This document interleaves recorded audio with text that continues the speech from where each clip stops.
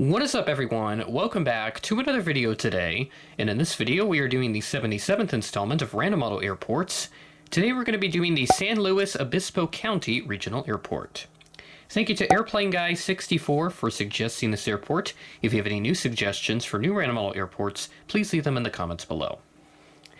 We are heading to California to check out this awesome little regional airport, which is about a couple hours northwest of Los Angeles and the surrounding metropolitan area. Now, I try not to do too many small airports at a time, but this one had a couple unique flights on the schedule, so I decided to make this airport here in California. So the first air service in the area, this was operated by Pacific Seaboard Airlines in 1933, and they used a single-engine aircraft. That airline moved east and became Chicago and Southern, which then ended up being bought by Delta Airlines in the 1950s. And as with most airports I've covered in this series, and I've talked about their history, this airport was used for military operations during World War II. The United States Army Air Corps came through and used this airfield. Once the war passed, then we had more new airlines come into play.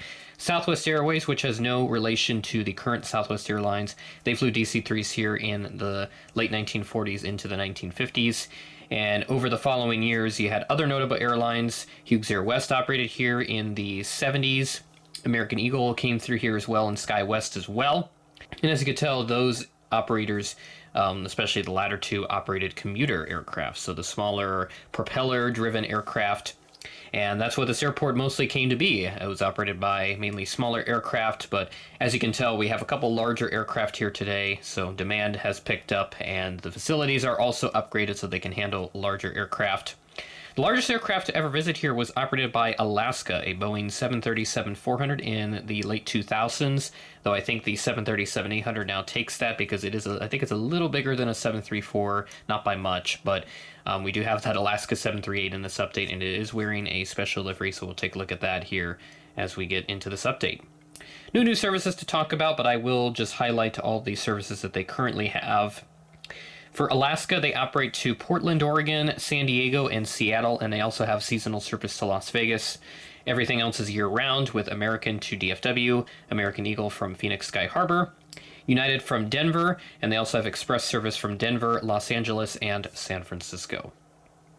So that's all the services here at the SBP Airport, San Luis Obispo County Regional Airport. We'll go ahead and get started with Gate 1 over here, and we'll work in a clockwise loop, and then we'll check out the other two aircraft that are roaming about. Starting off at Gate 1, we've got this United Express CRJ-200 wearing the Evo Blue livery. This aircraft arrived in from San Francisco as Flight 5681, operated by SkyWest, at 10:27 a.m., delayed from a 9:54 a.m. scheduled arrival. We've got quite a few delays on this day, just to note. And then there is our special livery parked at Gate 2. Oh, excuse me. This is the Alaska 737-800 with the Honoring Those Who Serve livery. It's been a while since I've used this in an airport update, and when I was putting together this next episode of Random Model Airports and looking for airports to do, that's when I came across San Luis Obispo County, and I saw that they had this on the flight board as well, alongside another aircraft. So I decided this is going to be the airport I would do to open up March, and certainly glad I made that decision. This aircraft arrived in from Seattle as Flight 1042 at 6:16 p.m. ahead of a scheduled 6:27 p.m. arrival. And then move to Gate 3, which is one of only two gates here at this airport that have jet bridges. It's kind of funny that this smaller aircraft gets the jet bridge, yet the 737 doesn't. How lovely. But this Alaska Embraer 175, this is a SkyWest operated one, which landed from San Diego today as Flight 3444 at 10:04 p.m. ahead of a scheduled 10:20 p.m. arrival. And then we have United Mainline, which this aircraft actually parked at Gate 1, but because of the CRJ-200, parked at that gate for this update, and I wanted to have all the gates filled, I decided to put the 319 here at the lone open gate that I had on my table. So this 319 came in from Denver as Flight 1550 at 8:47 p.m. ahead of a scheduled 9:11 p.m. arrival.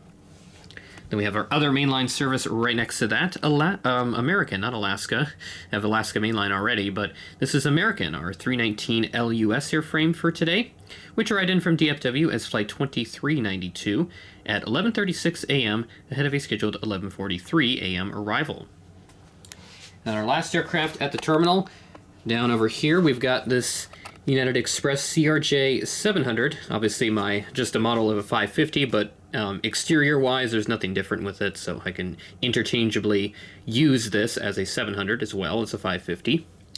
This arrived in from San Francisco. It's flight 5446, operated by, guess who, SkyWest. And this arrived in at 10:17 p.m. ahead of a scheduled 10:42 p.m. arrival. So that's all the aircraft that we have at a terminal, a nice lineup. And you also note I have some new boxes, the little car boxes that I had.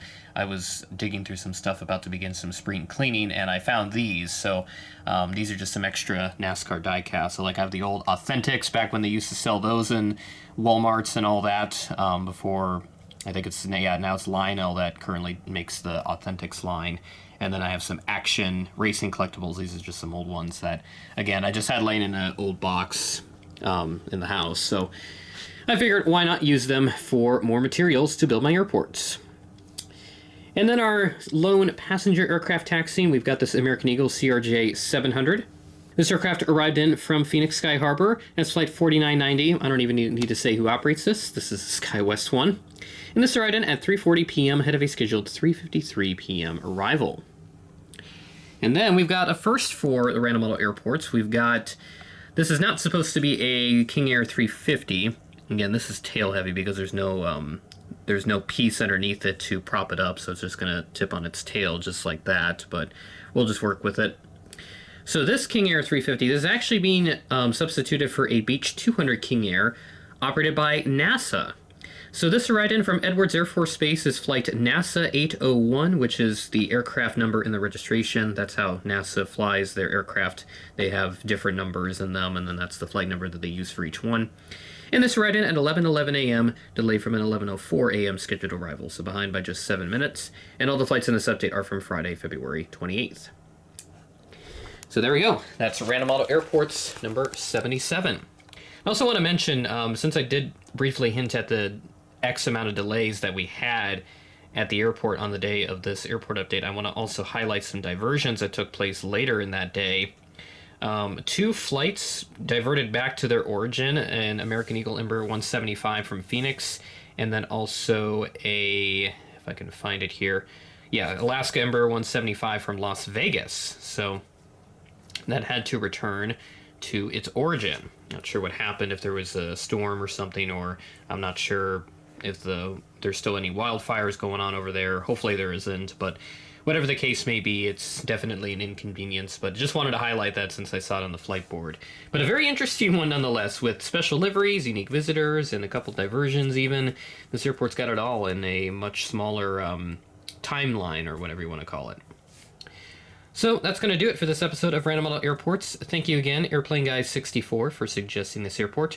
Please drop new suggestions down in the comments if you want to see your suggestion made. Still going through all the comments, but I think I've gotten to most of them. But if I have missed yours from like 3 years ago, please let me know, and I'll get that up towards the front of my list so that I can label you as a priority and get that done sooner. With that being said, thanks for watching, and I will catch you in the next video.